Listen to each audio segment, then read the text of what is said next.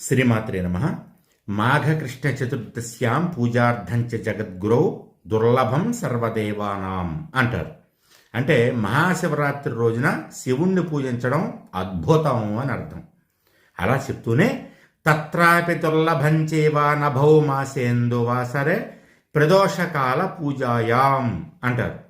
అంటే మహాశివరాత్రి కంటే విశేషం అద్భుతమైనటువంటి రోజులు ఇంకోటి ఉన్నాయా కొన్ని. అవేంటయ్యా అంటే నభౌ మాసేందు వాసరే, నభౌ మాసము అంటే శ్రావణ మాసము, ఇందు వాసరే అంటే సోమవారము, ప్రదోషకాల పూజాయాం, దోషకాలం అంటే బాగా చీకటి పడినటువంటి కాలం, ప్రదోషకాలం అంటే చిరు చీకట్లు పడేటటువంటి సాయంకాలం, ఆ సమయంలో శివుణ్ణి పూజించడం ఇంకా అద్భుతమయ్యా అని చెప్తారు.